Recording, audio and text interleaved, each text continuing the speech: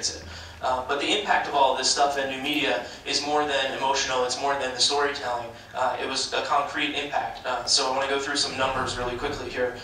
We recruited 13 million supporters, so all those people in that picture, plus another 12.9 million people signed up for our email list. That adds up to about 1 out of every 6 votes that we got in November. 1 out of every 6 people were signed up on our email list, and we were in contact with them. We made millions of phone calls. We empowered people to make phone calls from home using our website so that they didn't have to turn up in the office in the traditional way that people do in politics. Same thing with knocking on doors. We were able to provide people lists of our targeted voters who live near them and ask them to go knock on their doors and let us know what happened. Offline events.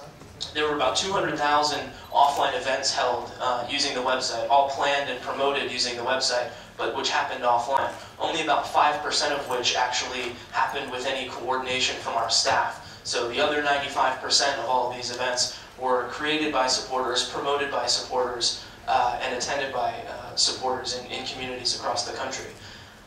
Videos like the one you just saw, we've created 2,000 of them over the course of the 22 months and posted them all on YouTube and in other places. And when you add up all of the views that people watched of our videos on YouTube, it adds up to 1.2 billion minutes of just our content that we created on the campaign was consumed by people following the election.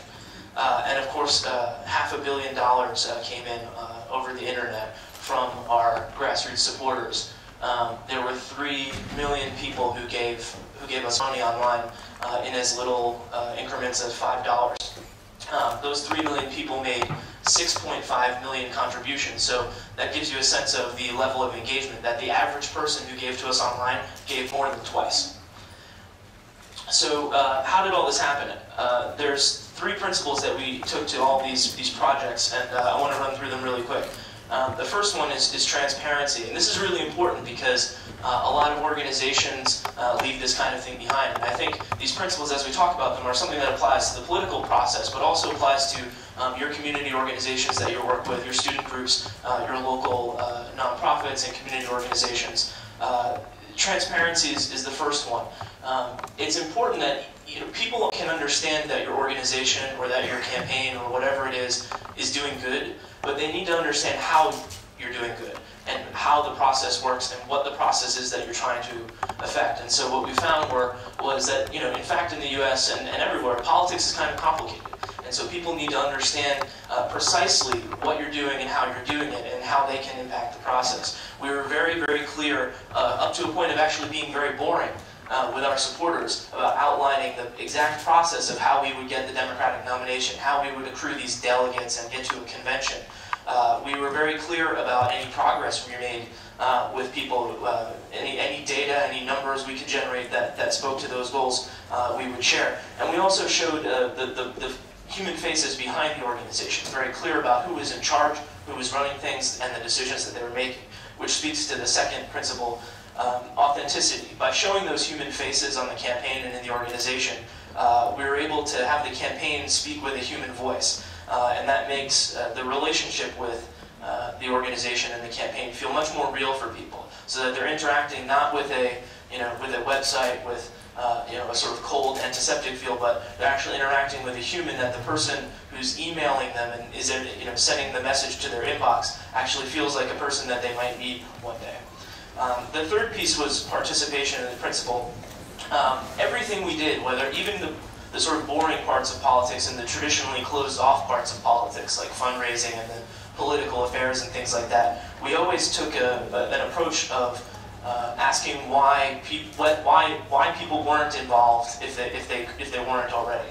And so every single project, voter registration, delegate counts, and all this sort of stuff, the question around the conference table was, how do we get people involved in this process? Participation also means not wasting people's time. There are a lot of things that people do online or in campaigns that they say, oh, well, we want people to participate, so let's let them chat about politics or something on our website. And in reality, that's not something that actually helped us win. And so, in terms of creating a website where people could participate, yeah, it's fine tonight, make a chat room where people can connect with each other, but that doesn't actually help us get delegates, that doesn't actually help us get votes. So what we tried to do was put people to work in very concrete ways, because people know when you're wasting their time, right? If somebody has an hour to give you, if somebody has 2 hours to give you, if somebody has other responsibilities, they're working, they're a student, they have a family, finding the most meaningful way for them to participate is a key to their involvement. So how did we apply all these? There are 3 projects I want to talk about very quickly, and then I want to get into a question and answer session to talk about the work that you're doing and how to apply all this stuff and answer any questions about the campaign. The 3 projects that we applied these principles to were communications, organizing, and fundraising. These were 3 very different pieces of the campaign that we tried to bring a sense of coherence in these principles to. So communication. The main goal of our communication with our supporters was to build relationships with folks. And so this is a bunch of our supporters. A lot of the content that we produced actually was like this, in collaboration with our supporters. So the pictures you saw in the video from before are actually all pictures that our supporters from across the country sent in. In terms of communication and building these relationships, campaigns in particular typically think of themselves as producers of very certain kinds of content, right? So campaigns tend to produce things for 2 different audiences. One is the audience of the press, so things like press releases and earned media events and things that make all these kind of guys show up and give them a very bite-sized message. The other audience that they have in mind is the undecided voter, so the proverbial swing person who's on the street who hasn't made up their mind. What's the little nugget of information that you need them to understand about the candidate or the organization or the issue to change their mind?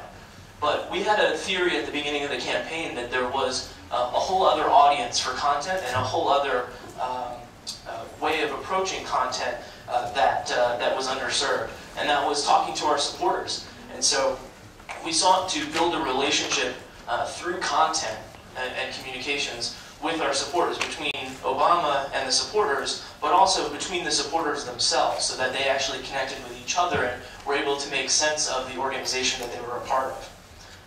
So how did we do that? Well, we got into the content business.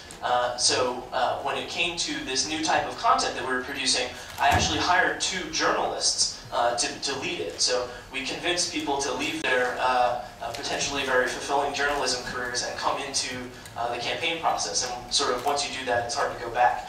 So I'm very grateful that we got them. So the 2 big ways that we produced this content was in text, of course, on our website, this is a post from our campaign blog, which was the most popular page on our website, precisely because it was the hub of all of our supporters' activity. And there was, information and news about what Barack Obama was doing, but more importantly, and more frequently, it was news about our supporters, who they were, what they were doing, how they were getting involved. Same thing with video. This video is actually, speaks to the transparency point. This is our campaign manager, David Plouffe, doing a strategy update in his office. But the videos that include the campaign manager or Barack Obama are actually a minority of the videos. Most of the videos that we produced and most of the ones that people wanted to watch were actually about our supporters. But this one in particular speaks to the point about transparency. This is a 5-minute video, which, as you can imagine, is kind of long for a YouTube video. And as you can see from the maps and charts, he's kind of a geeky guy. So this video, these strategy updates tend to include a lot of numbers and charts and things. But it was something that offered a clear view into our strategy and what we were doing. It also offered a clear human face for all of the strategy and what we were trying to do with the campaign. So this is his actual office. That's his actual water bottle over his right shoulder on the desk there. And this was filmed on this computer. So we actually, didn't use the nice fancy. We had fancy cameras for some things, but we didn't use them for this. But we didn't, have a microphone or anything. So we actually took a laptop, brought it in, put it on his desk, and filmed these videos with the audio and the video that you can get right on these laptops. And that lent a sense of authenticity to the process, and made it almost like a sort of Skype web video chat with our campaign manager. So the video content was also a big part of building this relationship. The video person we hired to head up video was actually a documentary filmmaker who we stole from CNN. She had made a documentary about the Dean campaign, and came to me when I got hired for Obama and said, hey, can I make a documentary about Obama for CNN? And I said, absolutely not, but I have this idea, so why don't you come inside and tell the story of what's happening? And what was interesting was that after a couple of